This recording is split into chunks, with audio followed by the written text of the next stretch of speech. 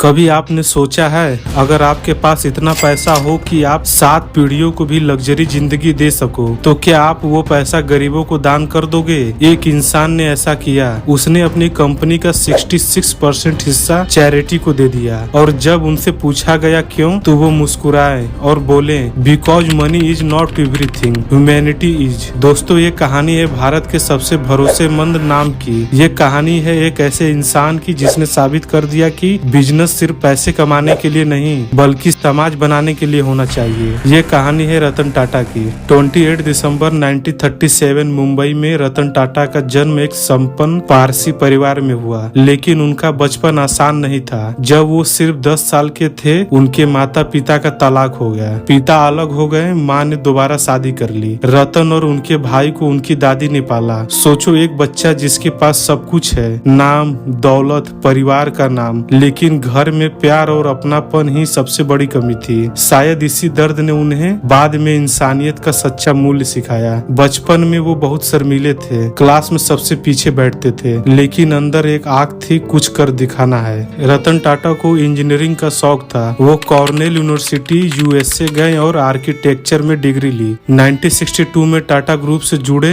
अब सबको लगता होगा कि इतने बड़े परिवार से आने वाले रतन टाटा को सीधे ऊंचे पद पर बिठा दिया गया होगा, लेकिन नहीं, उन्हें टाटा स्टील के प्लांट में भेजा गया, वो भी भट्ठी के पास जहां 1000 डिग्री तापमान पर लोहा पिघलता था। दिन रात पसीना बहाते, धुआं झेलते, मजदूरों के साथ काम करते और यही उन्होंने सीखा, अगर लीडर बनना है तो सबसे पहले टीम का हिस्सा बनना सीखो। रतन टाटा ने कभी शॉर्टकट नहीं लिया। उन्होंने कहा था, I don't believe in taking the right decisions, I take decisions and then make them right. 1991 में जेआरडी टाटा ने टाटा ग्रुप की बागडोर रतन टाटा को सौंप दी। उस वक्त टाटा ग्रुप बिखरा हुआ था, कंपनियां अलग अलग काम कर रही थी, कोई कोऑर्डिनेशन नहीं था। लोगों को शक था ये इंट्रोवर्ट लड़का इतनी बड़ी एम्पायर कैसे संभालेगा, लेकिन रतन टाटा ने धीरे धीरे सबको जोड़ा। उन्होंने कहा, we are not separated companies, we are one Tata. यहीं से शुरू हुआ टाटा ग्रुप का गोल्डन एरा। उन्होंने पुराने सोच वाले डायरेक्टर्स को हटाया, यंग और एनर्जेटिक लीडर्स को लाया और टाटा को ग्लोबल बनाने का सपना देखा। सोचो, 1990s में जब इंडिया लिबरलाइजेशन से गुजर रहा था, रतन टाटा ने टाटा को दुनिया तक ले जाने की ठानी।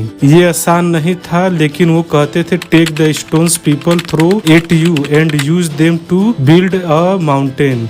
एक दिन रतन टाटा ने एक परिवार को देखा। पिता स्कूटर चला रहा था, पीछे पत्नी बैठी थी और 2 बच्चे किनारे से चिपके हुए थे। रतन टाटा ने सोचा, क्या भारत का मिडिल क्लास कभी अफोर्ड नहीं कर पाएगा कि वो अपनी फैमिली को एक कार में सेफली बैठा सके। यहीं से आया टाटा नैनो का सपना, दुनिया की सबसे सस्ती कार सिर्फ 1 लाख में। 2008 में नैनो लॉन्च हुई। पूरी दुनिया ने हैरानी से देखा, भारत ने ये कैसे कर दिखाया। भले ही नैनो कमर्शियल सक्सेस नहीं बनी, लेकिन इसने टाटा की सोच दुनिया को दिखा दी। Innovation should not be only for the rich but for everyone. 2008 में टाटा मोटर्स ने जैगुआर और लैंड रोवर खरीदी। ये खबर फैली, पूरी दुनिया हंसने लगी। India company luxury British car खरीदेगी, इम्पॉसिबल। लेकिन रतन टाटा शांत रहे। उन्होंने कहा, if you want to walk fast walk alone, but if you want to walk for walk together. कुछ ही सालों में जैगुआर लैंड रोवर प्रॉफिट में आ गई और वही दुनिया जिसने मजाक उड़ाया था आज तालियां बजा रही थी। ये सिर्फ डील नहीं थी, ये इंडिया के लिए प्राइड का मोमेंट था। टेटली टी, कोरस स्टील, ताज होटल, हर एक्विजिशन ने टाटा को ग्लोबल पावर हाउस बना दिया। आज टाटा ग्रुप 100 से ज्यादा देशों में काम करता है। ये साबित करता है इंडिया सिर्फ सपने देखने वाला देश नहीं बल्कि उसे पूरा करने वाला देश है। रतन टाटा सिर्फ बिजनेसमैन नहीं थे, वो दिल के एक इंसान थे। 26/11 मुंबई हमले के बाद वो ताज होटल के बाहर खड़े होकर हर घायल से मिले। उन्होंने कंपनसेशन दिया, परिवार की मदद की। वो कहते थे, a company is not walls and machines, a company is it's people. उनका सबसे बड़ा काम है फिलॉन्थ्रोफी यानी परोपकार। टाटा सन्स का 66% मुनाफा सीधे चैरिटी में जाता है। शिक्षा, स्वास्थ्य, रिसर्च, हर जगह टाटा का योगदान है।